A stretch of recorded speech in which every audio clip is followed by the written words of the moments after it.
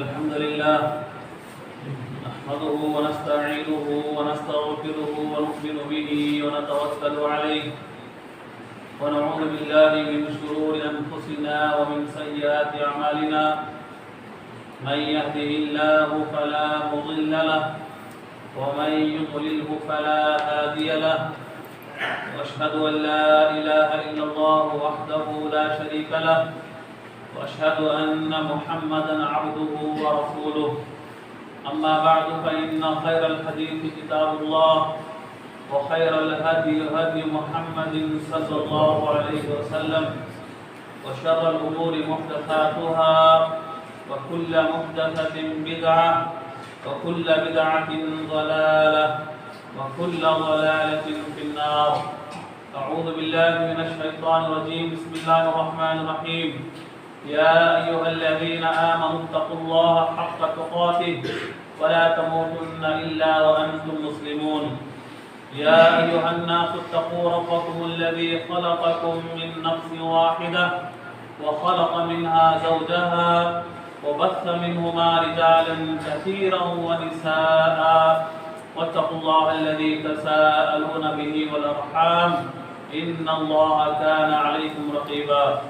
يا أيها الذين آمنوا اتقوا الله وقولوا قولا سديدا يصلح لكم أعمالكم ويغفر لكم ذنوبكم ومن يطع الله ورسوله فقد فاز فوزا عظيما.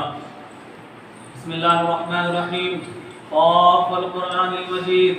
بل عجبوا أن جاءهم منذر منهم فقال الكافرون هذا شيء عجيب فإذا متنا وكنا ترابا ذلك رجع بعيد قد علمنا ما تنقص الأرض منهم وعندنا كتاب حفيظ بل كذبوا بالحق لما جاءهم فهم في أمر مريض أفلم ينظروا إلى السماء فوقهم كيف بنيناها وزيناها وما لها من فروج والأرض مددناها وألقينا فيها رواسي وأنبتنا فيها من كل زوج بهيج تبصرة وذكرى لكل عبد منيب ونزلنا من السماء ماء مباركا فأنبتنا به جنات وحب الحصيد والنخل باسقات لها طلع نضيد رزقا للعباد وأحيينا به بلدة ميتا كذلك الخروج كذبت قبلهم قوم نوح وأصحاب الرس وثمود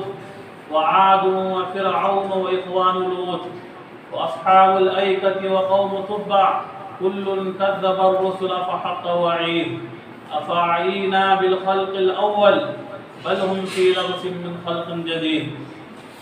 وقال تبارك وتعالى في كلامه المجيد إن فرعون علا في الأرض وجعل أهلها شيعا يستضعف طائفة منهم يذبح أبناءهم ويستحيي نساءهم إنه كان من المفسدين. ہر قسم کی حمد و ثنا کبریائی اور بڑائی تعریف و توصیف اس اللہ رب العالمین کے لیے لائق اور زیبا اور سزاوار ہے جو اس کائنات کے ذرے ذرے کا مالک ہے، خالق ہے، رازق ہے اور وہ ہر چیز پر قادر ہے. اور اس اللہ رب العالمین نے ہمیں اپنی مخلوقات میں سے سب سے اشرف اور سب سے افضل مخلوق بنا کر کے پیدا کیا اور ہماری رہنمائی کے لیے اور ہمیں سیدھے صراط مستقیم پر چلانے کے لیے اس اللہ نے آسمان سے کتابیں نازل کی، نبیوں کا سلسلہ جاری کیا اور نبیوں میں سے آخری نبی جناب محمد رسول اللہ صلی اللہ علیہ وسلم کا ہمیں امتی بھی بنایا. تمام نبیوں پر خصوصاً آخری نبی پر انگنت درود و سلام ہوں. اللہم صلی علی محمد وعلی آل محمد کما صلیت علی ابراہیم وعلی آل ابراہیم انک حمید مجید. اللهم بارك على محمد وعلى آل محمد كما باركت على إبراهيم وعلى آل إبراهيم إنك حميد مجيد. محترم حضرات، جس مہینے سے ہم گزر رہے ہیں محرم کا مہینہ ہے اور آج محرم کی 10 تاریخ ہے اور آج ہی کے دن کو عاشورہ کا دن کہا جاتا ہے.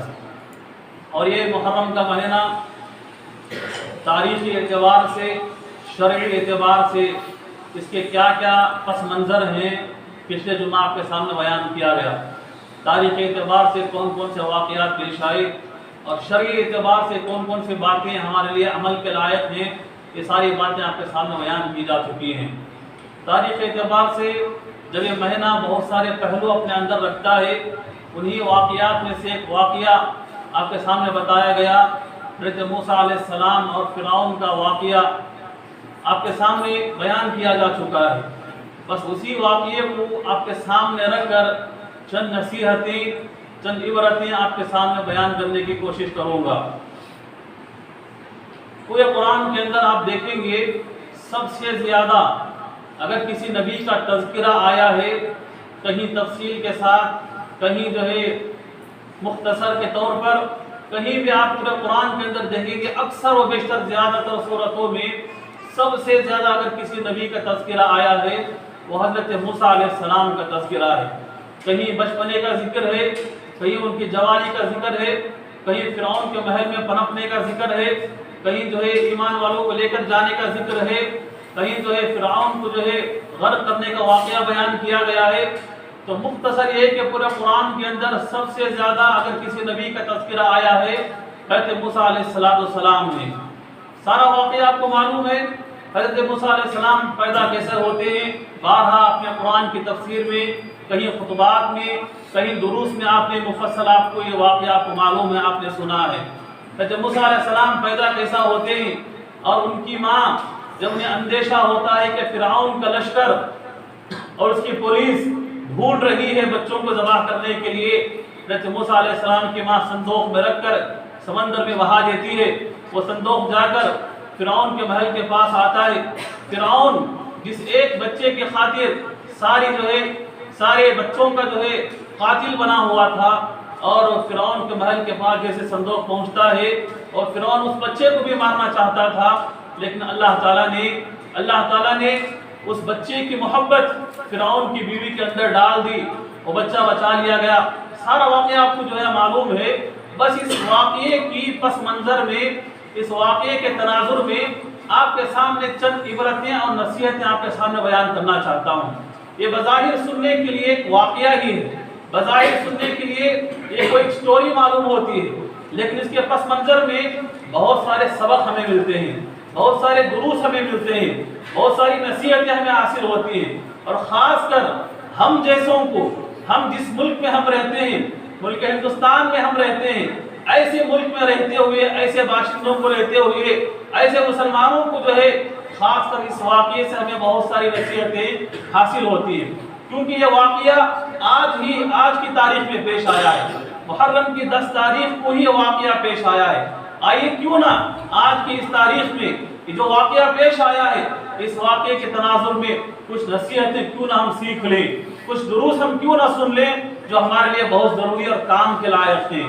سب سے پہلی بات، اللہ تعالیٰ نے اس واقعے کے اندر یہ سبق ہمیں دیا ہے، یہ درس ہمیں دیا ہے، یہ عبرت ہمیں ملتی ہے، یہ نصیحت ہمیں ملتی ہے کہ ظلم کی عمر لمبی نہیں ہوتی، ظلم کی عمر لمبی نہیں ہوتی، ظلم کی زندگی زیادہ دن چلتی نہیں ہے، ظلم زیادہ دور تک چلتا نہیں ہے، ظلم کی عمر کم ہوتی ہے۔ بس چند دنوں کے لیے اللہ تعالیٰ ظلم کو ڈھیل دیتا ہے۔ وہ ظالم اس ظلم کو عام کرتے ہیں، اپنوں پر، عوام پر، رعایا پر، سب پر جو ہے ظلم ڈھاتے رہتے ہیں، لیکن ایک وقت آتا ہے اس ظلم کا خاتمہ ہوتا ہے، اس ظلم کا خاتمہ ہوتا ہے۔ ظلم چاہے عوام کرے، ظلم چاہے لوگ کریں، ظلم چاہے حکومتیں کریں، ظلم ہوتا ہے، ظلم ہی ہوتا ہے۔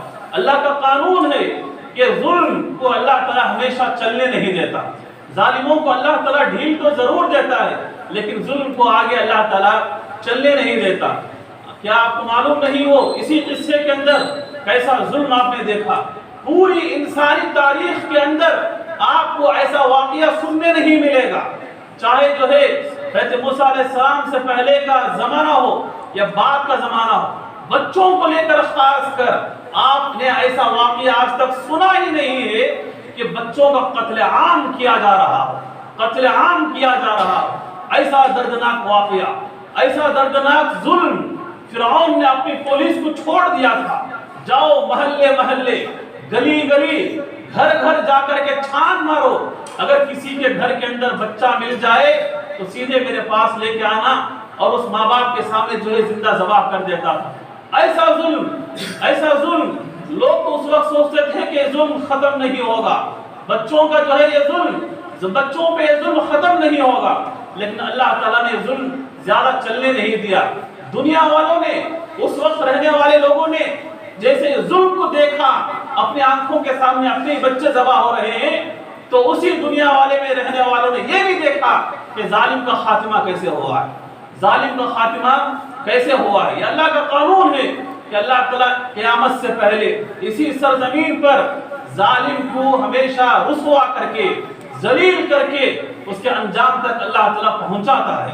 اس واقعے سے بات ہمیں ملتی ہے، جیسے فرعون کا قصہ ہے، اس نے اپنے بچوں کو ذبح کیا، لیکن انہی لوگوں کے سامنے، اسی عوام کے سامنے اللہ تعالیٰ نے اسے سمندر پہ ڈبو کے مارا، ذلیل کر کے مارا، اور آخر میں چلا کر اس میں کہنے بھی لگا آمنت انہ لا الہ الا الذی آمنت به بنو اسرائیل وانا من المسلمین، میں ایمان لاتا ہوں اب موسیٰ اور ہارون کے رب پر، اب میں بنو اسرائیل جس رب پر ایمان رکھتی ہے میں اس پر ایمان لانا چاہتا ہوں۔ اللہ نے کہا آل آنا وقد عصیت قبل وکنت من المفسدین، اب تجھے ہوش آیا ہے، اب تیری آنکھیں کھلی ہیں، اب تو ایمان لانا چاہتا ہے، تو سب سے بڑا فسادی تھا، تیرا ایمان لانا جو ہے قابل قبول نہیں ہے۔ تو یہ واقعے سے سب سے پہلی نصیحت ہمیں ملتی ہے، ظلم چاہے لوگ کریں، عوام کریں، حکومتیں کریں، اس لیے کہ اس ملک میں ہم جیتے ہیں، ہم مسلمانوں کے ساتھ بھی ایسے ہی مظالم ڈھائے جا رہے ہیں، ظلم ہم پہ ہو رہا ہے، صرف کس بنیاد پر؟ اسلام اور ایمان کی بنیاد پر، ورنہ اور کچھ نہیں۔ اس واقعے سے بھی ہمیں یہی ملتا ہے، فرعون نے اس وقت رعایا پر ظلم اس لیے کیا کہ وہ اللہ پر ایمان لائے، اور آج بھی ہم اللہ پر ایمان لائے ہیں، اسی بنیاد پر ہم سے جلتے ہوئے، حسد کرتے ہوئے آج کے ظالم ہم پہ ظلم کرتے ہیں، لیکن یہ ظلم آگے چلنے والا نہیں ہے، اس کی عمر لمبی نہیں ہوتی ہے۔ اسی دنیا والوں کے سامنے اللہ تعالیٰ ظالموں کو ذلیل کر کے، رسوا کر کے اپنے انجام تک پہنچائے گا۔ اس واقعے سے دوسرا سبق ہمیں ملتا ہے، جہاں غیر مسلموں کی میجارٹی رہتی ہو، وہاں مسلمانوں کی مائنارٹی رہتی ہو، وہاں پر مسلمان کیسے جینا ہے؟ ایسے میجارٹی کے سامنے، ایسی اکثریت کے سامنے یہ مائنارٹی مسلمان کیسے جئیں، ان کا مقابلہ کیسے کریں؟ اس واقعے کے اندر ہمیں نصیحت دی گئی ہے، غور کرنے سے بہت سارے پہلو ہمارے سامنے آتے ہیں۔ اس کے اندر قاعدہ بتایا گیا ہے، اصول بتائے گئے ہیں۔ حضرت موسیٰ علیہ السلام نے اپنے قوم سے کہا یا قوم استعینوا باللہ واصبروا، اے قوم کے لوگوں، اس ظالم فرعون سے، جس کی قوم اکثریت میں ہے، میجارٹی میں ہے، اور ہم مومن ایمان لانے والے اقلیت میں ہیں، مائنورٹی میں ہیں، اگر تم اس کا مقابلہ کرنا چاہتے ہو، ایک اصول ہے، استعینوا باللہ واصبروا، اس پر تم عمل کرو، اللہ تعالیٰ اس میجارٹی کے سامنے تمہیں اقلیت ہوتے ہوئے، مائنورٹی ہوتے ہوئے اللہ تعالیٰ تمہیں اونچا کرے گا، جیت تمہاری ہوگی۔ جیت ہمیشہ حق کی ہوتی ہے، باطل کو ہمیشہ سر جھکانا پڑتا ہے۔ اللہ تبارک و تعالیٰ نے موسیٰ علیہ السلام کے ذریعے سے اصول ہمیں دیا۔ کیا اصول ہے؟ استعینوا باللہ۔ اگر ہمیں اس ملک کے اندر بھی میجارٹی غیر مسلموں کی ہے، مائنورٹی ہماری مسلمانوں کی ہے، اگر اس ملک میں ہمیں رہنا چاہتے ہیں، اس واقعے کے پس منظر میں اس اصول پر ہمیں عمل کرنا ہوگا، چلنا ہوگا۔ کیا ہے؟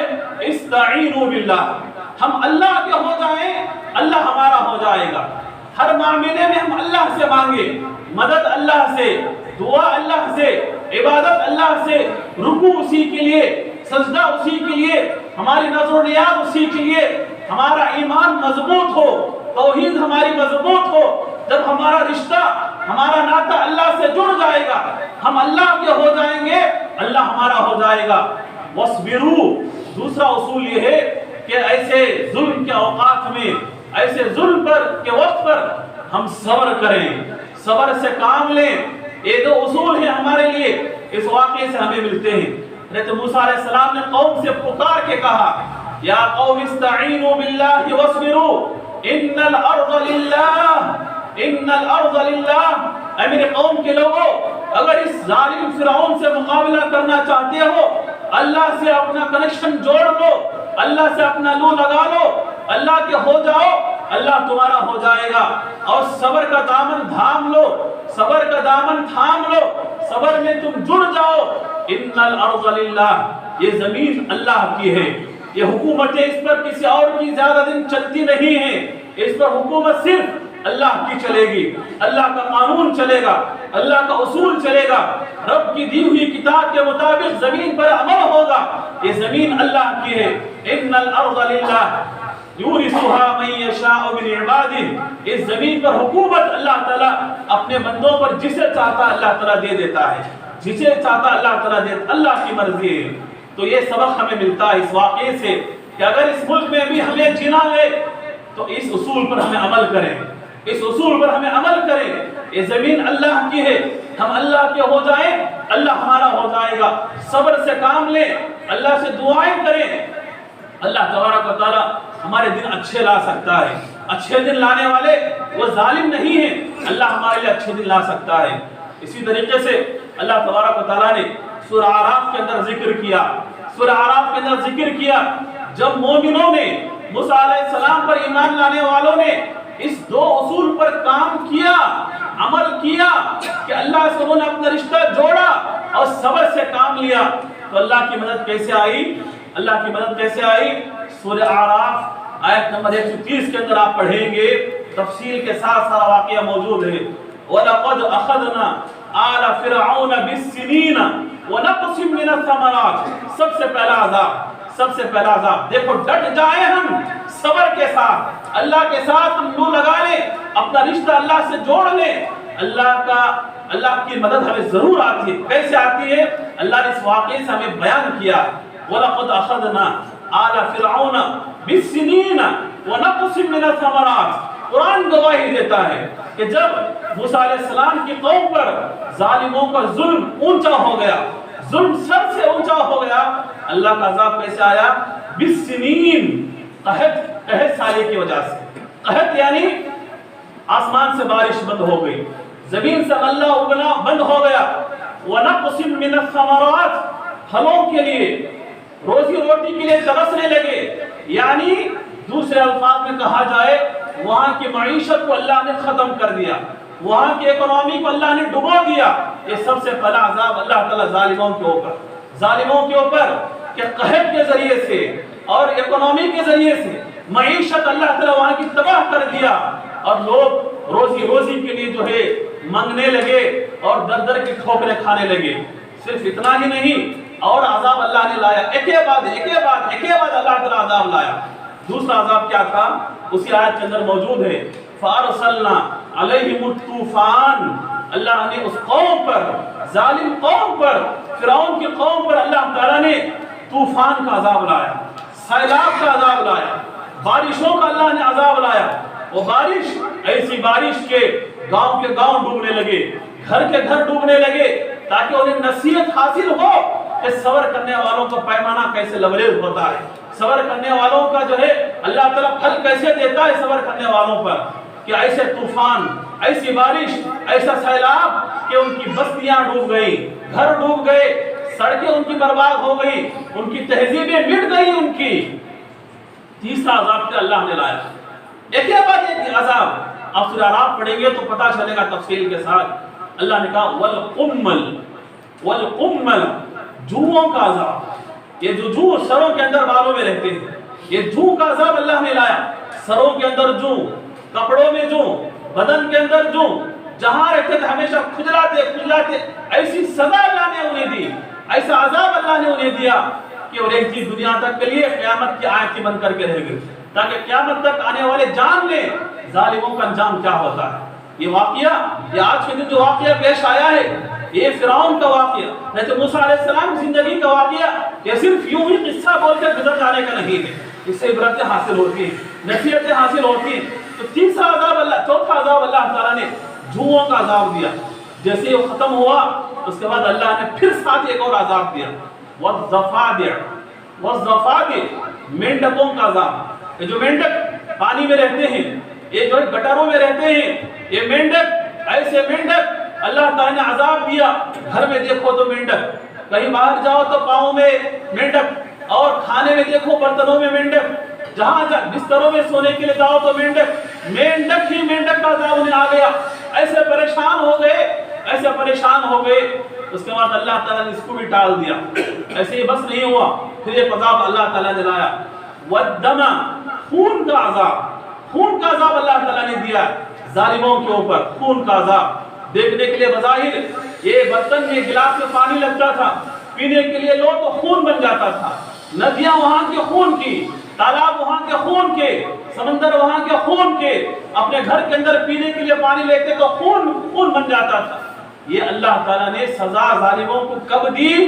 ان دو اصولوں پر عمل کرنے پر۔ حضرت موسیٰ علیہ السلام نے کہا اگر تم میجورٹی غیر مسلموں کے درمیان مائنورٹی بن کر تم جینا چاہتے ہو، دو چیزوں کو تم تھام لے، استعینوا باللہ واصبروا، اللہ سے مدد مانگو، دعائیں کرو اور صبر سے کام لو۔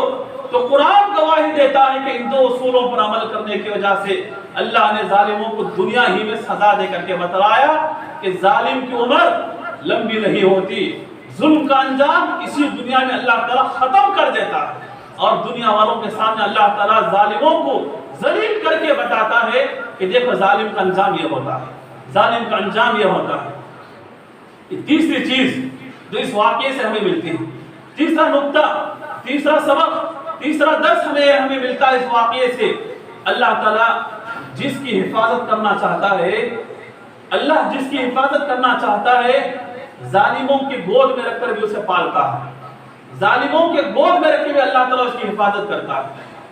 حضرت موسیٰ علیہ السلام ابھی چھوٹے بچے تھے، پیدا ہونے سے پہلے ہی ایک نجومی غیب کی باتیں بتانے والا فرعون کے پاس آ کر کہتا ہے کہ اے بادشاہ، اپنی قوم کے اندر ایک بچہ پیدا ہونے والا ہے، تیری حکومت کو گرا دے گا، تجھے بادشاہ سے ہٹا دے گا، وہ بادشاہ بن جائے گا۔ اس بچے کی چکر میں، اس ایک بچے کی چکر میں ظالم فرعون سارے بچوں کا قتل عام کرنے لگا، سارے بچوں کا قتل عام کرنے لگا۔ جب موسیٰ علیہ السلام کی پیدائش ہوتی ہے اپنے گھر کے اندر، ماں کو اللہ تعالیٰ الہام کرتا ہے، فَأَوْحَيْنَا إِلَى مُوسَىٰ أَنْ أَرْضِعِيهِ، موسیٰ علیہ السلام کی قوم پر اللہ تعالیٰ الہام کرتا ہے، کہتا ہے کہ دیکھو ڈرنے کی ضرورت نہیں ہے کہ تم اپنے بچے کو صندوق میں رکھ کر سمندر کے اندر بہا دو۔ وہ ماں جو ہے بہا دیتی ہے، اور ادھر قوم کے اندر سارے بچوں کا قتل عام ہو رہا ہے۔ جب اللہ تعالیٰ جس کی حفاظت کرنا ہو، ظالم کے دشمن کے گود میں رکھ کے بھی اللہ تعالیٰ اسے پالتا ہے۔ وہ ڈبہ، وہ صندوق جس کے اندر موسیٰ علیہ السلام بچے ہیں، بہتا ہوا فرعون کی محل کے پاس ٹکراتا ہے۔ فرعون کھول کے دیکھتا ہے، چھوٹا سا خوبصورت بچہ ہے، فوراً مارنا چاہا، لیکن اس کی محبت اللہ تعالیٰ نے فرعون کی بیوی کے اندر ڈال دی۔ وہ بیوی، یہ تاریخ بتاتی ہے ہمیں کہ بادشاہ جتنے گزرے ہیں یہ جو ہے بیویوں کے غلام ہوتے ہیں، بیویوں کو کبھی ناراض نہیں کرتے۔ اس کی بیوی نے صرف اتنا کہا کہ بڑا خوبصورت بچہ، کتنا اچھا بچہ ہے، ہم اس کو پال لیں گے، یہ ہمارے کام آ جائے گا، یہ ہمارا بچہ بنے گا۔ تاریخ بتاتی ہے کہ فرعون یا تو لاولد تھا، بچے نہیں تھے اسے، یا تو بچے تھے تو لڑکیاں تھیں لیکن لڑکے نہیں تھے اسے۔ بیوی نے کہا کہ اس بچے کو ہم رکھ لیں گے، پال لیں گے۔ چنانچہ وہ فرعون کی بیوی بچے کو اپنے محل میں رکھ کے پالتی ہے۔ دیکھو وہ فرعون جس بچے کی خاطر پورے قبیلے، پورے گاؤں کے اندر بچوں کو قتل کر رہا ہے، لیکن وہ بچہ دشمن کے محل میں پل رہا ہے۔ اللہ تعالیٰ جس کی حفاظت کرنا ہو، دشمن کے محل میں رکھ کے، دشمن کے گود میں رکھ کے، دشمن کے خرچے پر اللہ تعالیٰ پالتا ہے۔ اسی محل کے اندر موسیٰ علیہ السلام کھا رہے ہیں، پی رہے ہیں، پل رہے ہیں، بڑھ رہے ہیں، بڑے بھی ہو گئے۔ اس واقعے سے ہمیں بات ملتی ہے، اللہ کی قدرت ہمیں معلوم ہوتی ہے، اللہ کی قدرت کا ہمیں اندازہ ہوتا ہے۔ اللہ جس کی حفاظت کرنا چاہے اسے کوئی اس کی حفاظت سے دور نہیں کر سکتا۔ اسی طریقے سے ایک واقعہ ہمیں، ایک عبرت ہمیں ایک اور ملتی ہے، اس واقعے سے ایک درس ہمیں ایک اور ملتا ہے۔ مذہب اسلام ہمیشہ کشمکش کے راستے سے ٹھوکریں کھا کے ہی آگے بڑھتا ہے۔ مذہب اسلام، یہ مسلمان ہمیشہ ٹھوکر کھا کے ہی آگے بڑھتے ہیں، انہیں کامیابی آگے ملتی ہے۔ جیسے علامہ اقبال نے کہا تھا، اسلام کی فطرت نے قدرت نے لچک دی ہے، اسلام کی فطرت نے قدرت نے لچک دی ہے، اتنا ہی ابھرے گا جتنا کہ دباؤ گے۔ اسلام کو جتنا مٹانے کی کوشش کرو گے، جتنا ختم کرنے کی کوشش کرو گے، مسلمانوں کو مارنے کی کوشش کرو گے، اسلام اتنا ہی آگے بڑھے گا۔ آج دیکھو یورپ کے اندر سب سے زیادہ اگر تیزی سے اگر کوئی مذہب پھیل رہا ہے تو کرسچینٹی نہیں ہے، عیسائی جو ہے مذہب نہیں ہے، اسلام سب سے تیزی کے ساتھ پھیل رہا ہے، اور سب سے زیادہ کوشش بھی وہی ہو رہی ہے مٹانے کی، اسلام کو مٹانے کی۔ اتنے دن بدن خبریں آتی ہیں، فلاں جو ہے مسلمان ہو گیا، فلاں اسلام کے قریب آ گیا، اور بھی بڑے بڑے سائنسدان ڈاکٹر وغیرہ جو اسلام سے قریب ہو رہے ہیں۔ یہ اللہ تعالیٰ نے اس کے اندر ایسی لچک رکھی ہے، ایسا اللہ نے پاور اس کے اندر رکھا ہے، جتنا دباؤ گے اتنا ہی ابھرے گا، جتنا اسے ختم کرنے کی کوشش کرو گے اتنا ہی جو ہے اسلام اوپر کی طرف آئے گا۔ اس واقعے کے اندر ہم دیکھیں موسیٰ اور فرعون کے واقعے کے اندر، فرعون نے کیا نہیں کیا، فرعون نے کیا نہیں کیا، سب کو ختم کر کے یہ چاہتا تھا کہ میں ایمان والے کو ختم کر دوں گا، لیکن آخر میں ہوا کیا، اس کی قوم مٹ گئی، اور کون غالب آئے؟ مسلمان، یہ ایمان والے غالب آئے۔ اس واقعے سے بات بھی ہمیں معلوم ہوتی ہے کہ اللہ تعالیٰ نے اس مذہب اسلام کے اندر ایک ایسی لچک رکھی ہے کہ ٹکراتے ہوئے، یہ لگڑاتے ہوئے، ٹھوکریں کھاتے ہوئے آگے بڑھتا ہے۔ اور ایک دور ایسا ہم سوچتے ہیں کہ آج کے حالات کو سامنے رکھ کر مسلمانوں کو جہاں ظلم ہوتا ہے مار دیتے ہیں، کہیں موب لنچنگ ہے، کہیں فلاں ہے، کچھ لوگ کبھی کہتے ہیں کہ دیش چھوڑ کے چلے جاؤ، دوسرے کنٹری تمہارے کھلے ہوئے ہیں۔ دیکھو یاد رکھیں، مسلمان ختم ہو سکتے ہیں لیکن اسلام ختم نہیں ہو سکتا۔ مسلمان مر جائیں گے، اسلام زندہ رہے گا، اسلام کو ہمیشہ غلبہ ملتا رہے گا۔ اسی طریقے سے اس واقعے سے ایک بات ہمیں ایک اور بھی معلوم ہوتی ہے، دلائل ہمیشہ حق کے ساتھ ہوتے ہیں، ثبوت ہمیشہ حق کے ساتھ ہوتے ہیں، اور یہ دلائل، یہ ثبوت حق والوں کے پاس اتنے مضبوط ہوتے ہیں، باطل اس کا مقابلہ نہیں کر سکتا۔ باطل کے پاس ثبوت نہیں ہوتے، باطل کے پاس ان کے پاس دلائل نہیں ہوتے، اور حق والے ہمیشہ دلیل کے ساتھ بات کرتے ہیں، حق والے ہمیشہ ثبوت کے ساتھ بات کرتے ہیں، اور باطل والا، جھوٹ والا دلائل سے بات نہیں کرتا، طاقت سے بات کرتا ہے، طاقت کے ساتھ بات کرتا ہے۔ حضرت موسیٰ علیہ السلام کو اللہ تعالیٰ نے داعی بنا کر کے بھیجا۔ حضرت موسیٰ علیہ السلام سے کہا کہ اے موسیٰ، جاؤ سب سے پہلے تبلیغ کا آغاز، دعوت کا آغاز فرعون کی محل سے کرو، اور فرعون کے سامنے جا کر کے پیش کرنا۔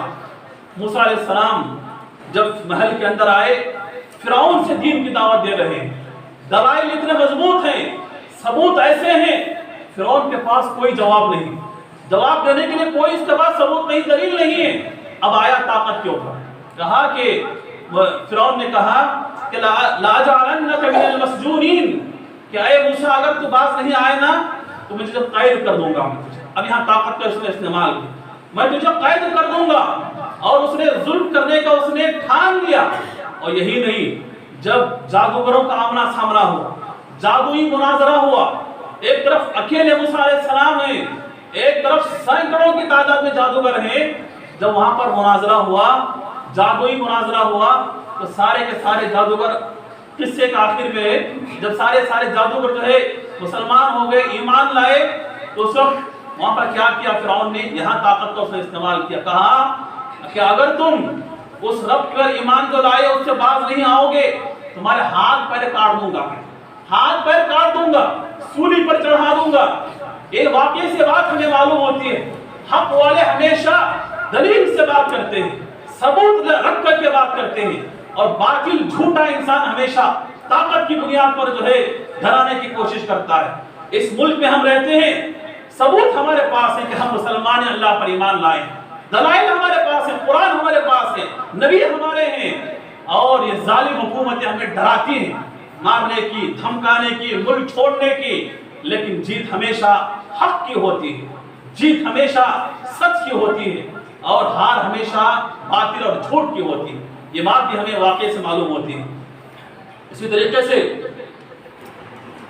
اللہ تبارک و تعالیٰ اس واقعے کے اندر ایک عبرت ہمیں یہ بھی رکھا ہے، ایک عبرت ہمیں یہ بھی رکھا ہے کہ جب اللہ تبارک و تعالیٰ ایمان والوں کی حفاظت کرنا چاہتا ہے، ایمان والوں کی حفاظت کرنا چاہتا ہے، دشمنوں کے اندر ہی ہمدرد پیدا کرتا ہے، دشمنوں کے اندر ہی ہمدرد پیدا کرتا ہے۔